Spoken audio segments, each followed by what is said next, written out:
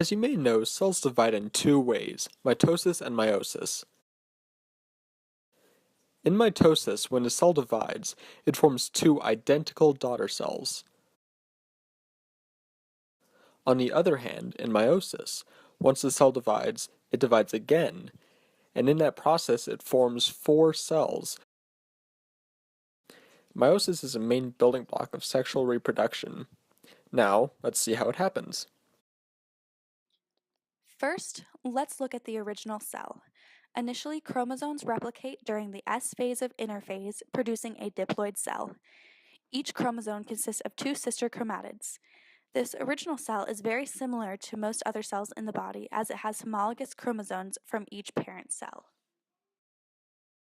When a cell enters meiosis, it enters prophase 1, which consumes 90% of the time for both meiosis 1 and meiosis 2. In the beginning of prophase 1, chromosomes condense and the homologous chromosomes pair together. When the chromosomes pair together, they line up gene by gene. Crossing over occurs, and the two non-sister chromatids form chiasma. This crossing over allows for genetic recombination and therefore genetic variation. Since the chromosomes are lined up gene by gene, genetic information coding for proteins is not lost. Also, during prophase 1, the meiotic spindle, which is composed of microtubules and proteins, forms between the two centrioles as they transverse to opposite poles of the cell. In prometaphase 1, the nuclear membrane and envelope of the cell dissolves. This breaking of the barrier allows the meiotic spindle to access the chromosomes. These spindles attach to the kinetochores, which are proteins attached to the centromeres. Each spindle only attaches to one of the two chromosomes in the bivalent.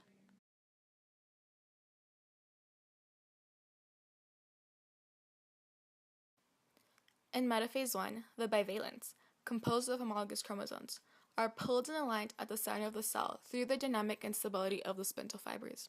The orientation of the homologous chromosomes is random, meaning that no one side of the cell during anaphase will have mostly paternal or mostly maternal genetic information, essentially increasing the genetic variation of the future cells. Metaphase 1 is followed by anaphase 1, in which homologous chromosomes are separated as the spindle fibers shorten, resulting in recombinant chromatids on either pole of the cell. It's important to note that the centromeres of the homologous chromosomes remain intact because the spindles from one pole attach to both kinetochores and homologous chromosomes closest to them.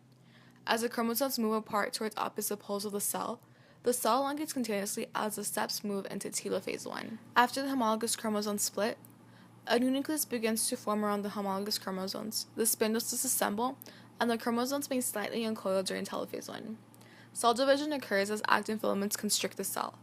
There are two resulting haploid cells, each with half the genetic information of the original cell. Because of this, meiosis 1 can be referred to as reductional division. Prometaphase 2. Prometaphase 2 marks the start of the second phase of meiotic division.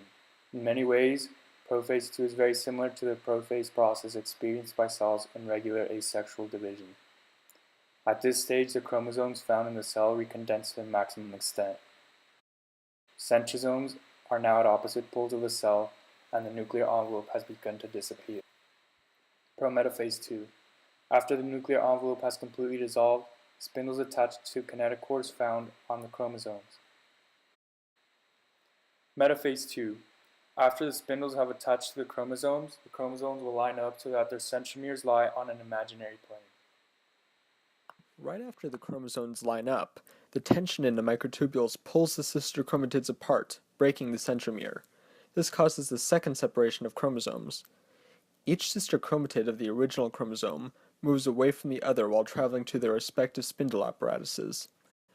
As shown by the crossing over in prophase 1 and the separation of homologous chromosomes in telophase 1, each of the sister chromatids is different, meaning that as they separate, each portion of the cell has unique genetic information.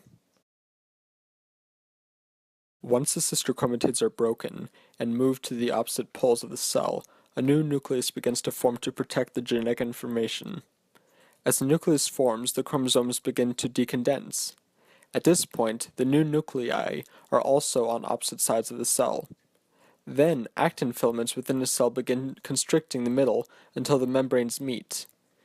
Then the membrane breaks and reforms, leading to 2 new cells to be made for each cell going into telophase 2. At this point, there are 4 cells per original cell, each with its own unique set of DNA.